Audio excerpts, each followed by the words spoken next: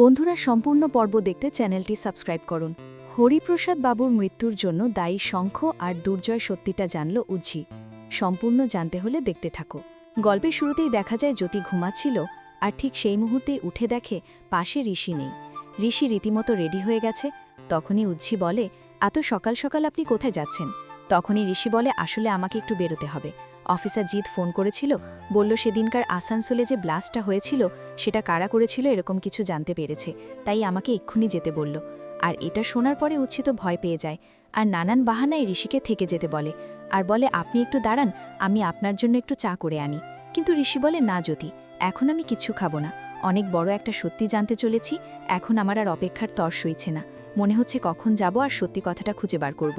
আমি এখন কিচ্ছু খাবো না। কিন্তু জ্যোতি বারবার করে ঋষিকে আটকাতে চাইলে ঋষি এরপর মেজা ছাড়িয়ে বলে, বললাম তো আমি খাবো না, কেন শুধু শুধু আমাকে জোর করছো? সেটাই তো আমি বুঝে উঠতে পারছি না। জ্যোতি বলে, আপনি আমার সাথে এভাবে কথা বলছেন? আমি তো আপনার ভালোর জন্যই বললাম। কিন্তু ঋষি বলে, আমার এখন কোনো ভালো করতে হবে না, আমি কোনো রকমের কোনো কিছু এখন খাবো না। শোনো জ্যোতি, আমাকে জানতে হবে কেন আমার সাথে এরকম হচ্ছে। আমি বেরোচ্ছি বলেই বেরিয়ে পড়ে। অন্যদিকে জ্যোতি তাড়াতাড়ি করে ফোন করেছে নিশাকে। নিশা তখন ঘুমাচ্ছিল, আর বলে, এত সকাল সকাল আবার কে ফোন করলো? ভালো লাগে না আর। উজ্জি তখন বলে, দিদির সর্বনাশ হয়ে গেছে। ঋষিবাবু জেনে গেছে আসানসোলের ব্লাস্টের পিছনে ঠিক কে রয়েছে। আমার কিন্তু ভয় করছে দিদি। তোকে বারবার করে বলেছিলাম যে তুই অসৎ পথে হাঁটিস না, কিন্তু তুই আমাদের কোনো কথা শুনলি না। তোকে বারবার বলেছিলাম, তুই বলেছিস এটাই লাস্টবার, কিন্তু সেই লাস্টবার কিন্তু এখনও আসলো না রে দিদি। এদিকে শঙ্খ লুকিয়ে লুকিয়ে জ্যোতির কথা শোনার চেষ্টা করে।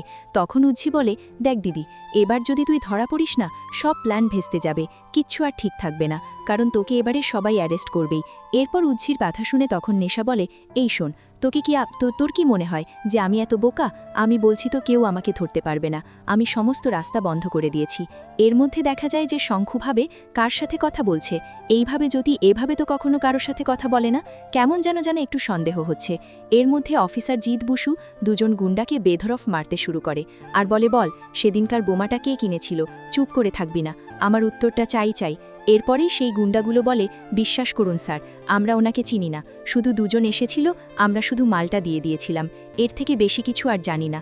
তখনই বারবার করে অফিসার বলে, তোরা অ্যাকচুয়ালি সব জানিস, মুখ খুলবি না ভেবেছিস তো, এবার দেখ, বলেই বেধরফ মারতে থাকে। তখনই চলে এসেছে ঋষিকে দেখে অফিসার জিৎ বলে, একে চিনিস? এর ফ্যাক্টরিতেই তোরা বোমা বিস্ফোরণটা করতে গিয়েছিলিস। কি করেছে ইনি? তোদের কোনো ক্ষতি করেছে, তাও তোরা এরকম করছিস কেন? সত্যি করে বল। ঠিক সেই মুহূর্তে গুন্ডাগুলো বলে, বিশ্বাস করুন স্যার, আমরা ওনাকে চিনি না, যারা এসেছিল তারা শুধু এটুকু জানি অনলাইন স্ক্যামিং করে, আর তারাও অন্তু বলে একজন আছে যে অনলাইন স্ক্যামিং করে, তার নাম নিয়েই দুজন এসেছিল। তবে এদিকে তো একটা অন্য খবর দেখতে পাচ্ছি, আরে অফিসার জিৎ বসুর প্রেমে হাবুডুবু খাচ্ছেন বিভাদি, মানে তোমার দিদি। শুনে তো উজ্জি চমকে যায়, আর বলে, কি বলছেন কি? ঋষি তখন বলে, হ্যাঁ, আমি একদম ঠিক কথাই বলেছি। সকাল সকাল কচুরি আর আলুর দম বানিয়েছে, অফিসারের জন্য আবার নিয়েও এসেছে। বুঝতে পারছো দুজনার প্রতি ঠিক কতটা ভালোবাসা? এই বলেই তখন ফোনটা কেটে দেয়। কিন্তু উজ্জি তো জানে নিশা আসলে গিয়েছে সমস্ত কথা শোনার জন্য। নিশা কোনোদিনও অফিসার জিৎ বসুর জন্য রান্না করে তো নিয়ে যাবেই না, আর কোনোদিনও থানায়ও যাবে না, শুধুমাত্র নিজের কথা ভেবেই এত সকাল সকাল থানায় ছুটে গেছে। তার মধ্যে উজ্জি বুঝতে পারে যে নিশা ভয় পেয়েছে, আর ভয় পেয়েছে বলেই এ সমস্ত কাণ্ডগুলো করছে। নিশা তখন অফিসার জিৎ বসুকে খাইয়ে দাইয়ে বাড়ির দিকে রওনা দেয়। তখন অফিসার জিৎ বসু বলে, আমাকে একবার আসানসোলে যেতে হবে। আর এরপরেই অফিসার একটা লজিক খুঁজে বার করে বিতান মিত্র আর হরিপ্রসাদ মিত্র, আর দুজনেই আসানসোলে থাকে। তখন জিজ্ঞেস করে ঋষিকে, আচ্ছা আপনি এক কাজ করুন তো, আমাদেরকে সবটা বলুন যে আসানসোলে জমিটা আপনি কিভাবে নিলেন। তখনই ঋষি বলে, ওখানে হরিপ্রসাদ মিত্র তার বড় মেয়ের বিয়ে ছিল, উনি ওনার বড় মেয়ের বিয়ে দিতেই জমিটা বিক্রি করতে চেয়েছিল, আর আমার ভালো লেগে গেছিল, তাই আমি কিনতে চেয়েছিলাম। তখন অফিসার জিৎ বসু বলে, কি বললেন নামটা? বিতান মিত্র আর হরিপ্রসাদ মিত্র। আচ্ছা, এই হরিপ্রসাদ মিত্রের বাড়িতে কে কে আছে?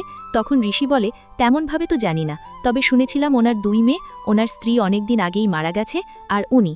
জিৎ বসু বলে, আমাদেরকে এক্ষুনি বেরোতে হবে। ঋষি বলে, আমিও যাব, আমি গেলে আপনাকে অনেক সাহায্য করতে পারবো, কারণ ওই গ্রামে আমার অনেক চেনা জানাই হয়েছে। তখন অফিসার বলে, ঠিক আছে, আপনি চলুন তাহলে। অন্যদিকে দেখা যায় নিশা বাড়িতে আসা মাত্রই ভানু তখন বলে, তা অফিসারের জন্য সকাল সকাল এত জলখাবার নিয়ে গেলি, অফিসারের কাছ থেকে ভালো ফিডব্যাক পেয়েছিস তো? নিশা বলে, কি বলছিসটা কি, চুপ করবি? দয়া করে ঝামেলা করিস না। ভানু বলে, আরে ঝামেলা আমি করছি কোথায়, আমি তো তোকে শুধু সাবধান করছি। ওরা কিন্তু সাংঘাতিক পুলিশ, একবার যদি অন্তুর কাছে পৌঁছে যায় আর অন্তু যদি সব কথা খুলে বলে দেয় তাহলে কিন্তু আমরা টোটালি ফেসে যাব নিশা, আমার কিন্তু ভয় করছে নিশা। তখন নিশা বলে, আরে ভয় পাস না, আমি আছি তো, কোনো না কোনোভাবে ঠিক একটা ম্যানেজ করেই নেব, তুই শুধু দেখতে থাক। ঠিক সেই মুহূর্তেই তখন নিশা ভাবে যে এইবারে যা করার করতে হবে, ঋষি ব্যানার্জি আর অন্যদিকে জিৎ বসু কিছুই জানতে পারবে না।